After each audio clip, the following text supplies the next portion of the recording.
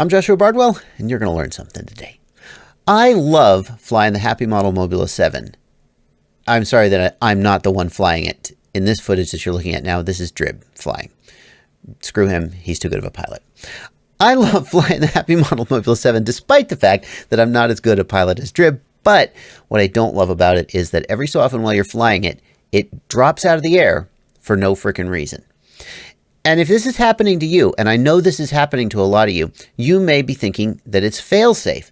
I originally thought this was failsafe when it was happening to me, and that's why I didn't mention it in my review, because I was like, well, it's probably my transmitter or something. And I'm sorry to say that I kind of rushed over it, because it turns out it is a way more widespread problem, and it is a problem with the Mobula 7 flight controller. But the good news is I've got the fix for you. From a troubleshooting perspective, I should have known it wasn't failsafe, because when you failsafe, you go back over to the quad and then you can rearm once you get your signal back. And what's happening here is it's almost like the flight controller is locking up, like you know, when Windows, when you get a blue screen of death, or in a Mac when Macs don't lock up, they just work perfectly all the time. So you Mac users wouldn't know about this. You have to power cycle the flight controller to get it to start responding again. Then it's fine. Then it flies. Sometimes it happens really close to you, which really suggests it's not a failsafe. The issue is this.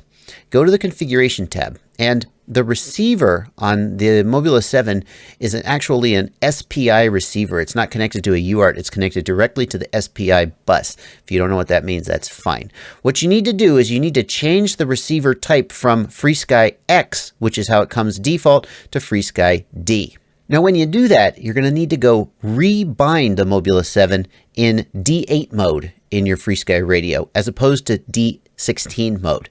And there are some implications of that. Your smart port telemetry is going to stop working if you're using it, and you're going to need to make sure failsafe is set correctly, because with the D16 or X series receivers, it's the same thing. The failsafe is set by the radio. With the D receivers, it has to be set on the receiver itself. I'm not really sure how you would do that on the Mobula, but if you rebind in FreeSky D mode, D8 mode, then everything will be fine. And I have confirmed this. I just made this change, and I just flew like 4 or 5 packs ripping around my house, had no lockouts.